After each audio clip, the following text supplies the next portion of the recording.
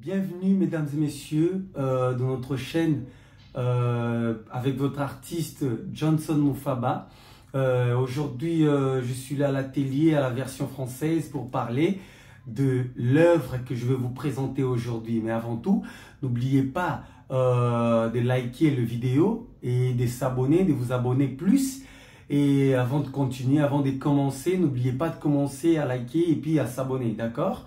Merci beaucoup. Et c'est quoi les sujets qu'on voulait parler aujourd'hui? On voulait plus parler de la Renaissance parce que je vais vous présenter l'œuvre d'art, une peinture que je fais. Je vais vous exposer ça aujourd'hui et ça parle de la Renaissance. Je vais vous présenter tout de suite la vidéo de l'œuvre et après on va revenir pour parler de cette œuvre. Merci beaucoup. N'oubliez pas de liker les vidéos. Et ensuite, on va parler de cette œuvre. Merci. À bientôt.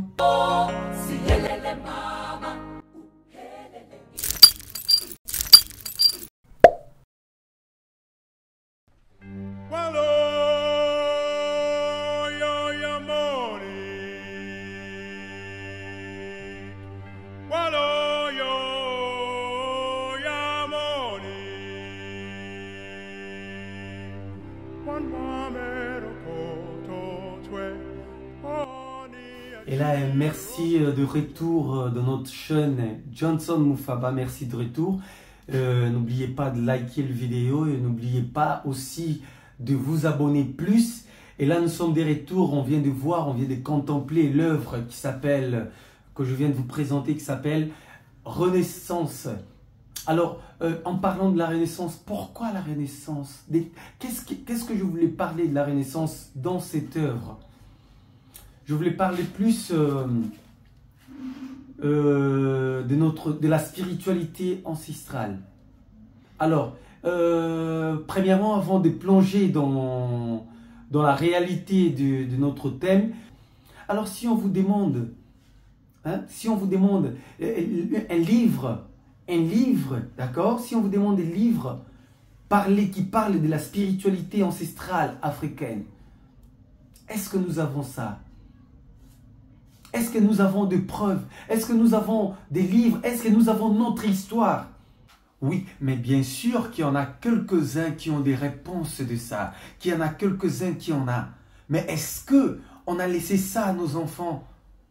Et qu'est-ce que nous allons laisser à nos enfants? Parce que nos grands-parents n'ont rien laissé à nous. Ou des fois, je peux dire qu'ils ont laissé, il y a d'autres générations qui ont laissé des histoires, des marques, qui ont laissé de traces. Mais qui l'a volé? Qui a pillé toutes ces traces? Qui a pillé toutes les traces de nos ancêtres? Qui a pillé toutes les traces de notre histoire? De notre véritable histoire? Alors, je ne veux pas aller plus loin. Je vais plus aller dans la réalité de ce qu'il nous faut. Bien, mais oui, par rapport à mon expérience que je voulais partager ici avec nous aujourd'hui, et que les gens peuvent piller de l'être.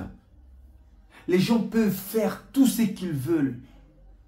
Mais quand on parle de la vérité, quand on parle d'une vérité véritable, personne ne peut le piller. Personne ne peut le cacher. Le problème est que nous sommes tous, nous les Africains, nous sommes tous victimes de ces ignorances. C'est pour cela qu'il nous faut prendre conscience que nous devons nous réveiller.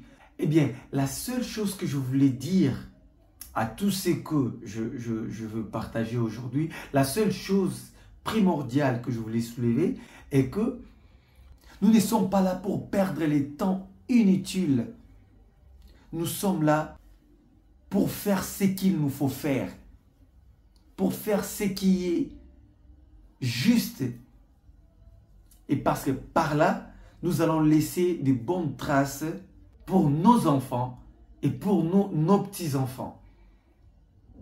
Nous allons laisser une bonne trace qui va changer, qui pourra changer l'humanité, qui pourra changer l'Afrique, qui a été trahi longtemps. Oui, c'est possible.